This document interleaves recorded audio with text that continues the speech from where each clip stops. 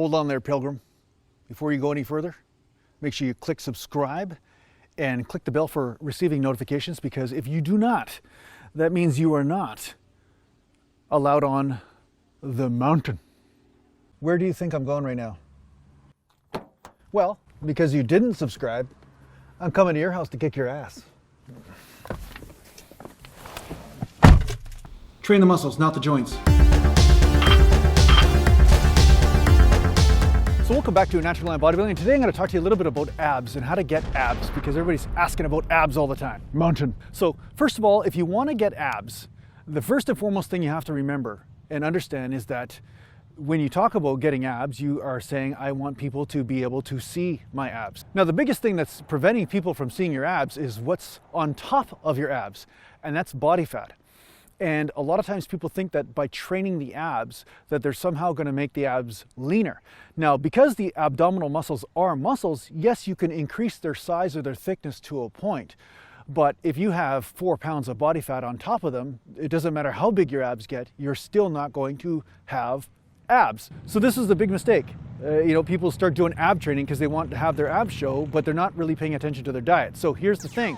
If you want your abs to be developed as far as being able to see them, you need to concentrate on your diet or your body fat levels. And regardless of whether you do this through more cardio exercise or whether you're doing this through your nutritional profile, maybe lowering your carbs or lowering your fats in your diet and increasing your protein to replace those macronutrients, you need to first think about how much body fat do you have? What body fat percentage are you at? And when that goes down, chances are your abs are going to be more than large enough, especially if you're doing compounds and core exercises like squats or deadlifts or bent over rows.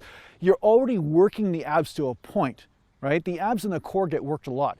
So a common question a lot of people ask me is like, what do you do for abs, Jason? I don't ever see you train abs. Well, most of my career when I was competing, I didn't train abs. Not really. I didn't really train abs. I would train them here and there, but most of the time I would just depend on squats and bent over rows and Romanian deadlifts, where I had to suck the stomach in and activate the core in order to do those movements. And I was getting a lot of ab development from that, along with tricep press downs. When you're doing tricep press downs, your abs have to contract to prevent you from going up like this, right? So a lot of times with heavy tricep press downs, I was getting some ab work anyway.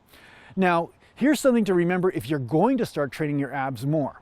The abs curl the trunk, right? Now, what a lot of times people do is they'll do leg lifts, or they'll do leg raises, or different types of versions of that, and say, hey, look at me, I'm doing ab training. Now, you may get some ab development from that, but the one thing to watch out for, especially if you have a lower back issue or a lower back sensitivity of some sort, like say you have a lower back injury from before, or your lower back gets irritated more easily, doing leg lifts may activate the psoas or spasm up the psoas in some way and cause lower back irritation.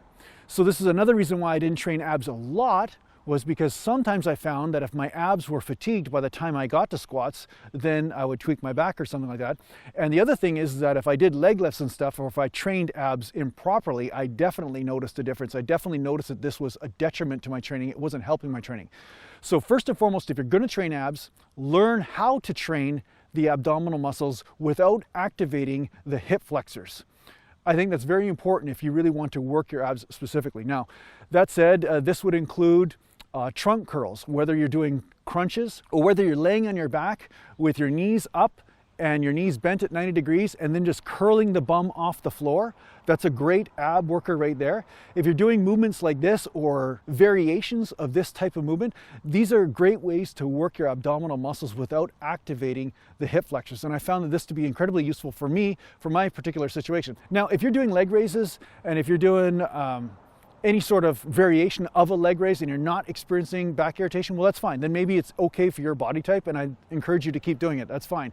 But in the long run, I found that a lot of times people will do an exercise, and even if it's irritating their lower back, they'll keep doing it, and that can be a detriment to your training overall. So don't do that. So in the end, remember that getting abs has more to do with body fat percentage than it has to do with muscular development. As much as muscular development can help, I mean, if your abs are a little bit bigger, maybe they'll show through a higher percentage of body fat, but in the end, most of it has to do with your body fat percentage. And what are you doing to have your body fat percentage at a low enough body fat percentage so that way you can actually see the abs? So I hope this helps you out in your training. I hope this helps you understand a little bit about getting abs in your training.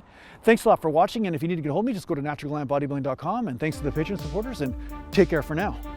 Mountain.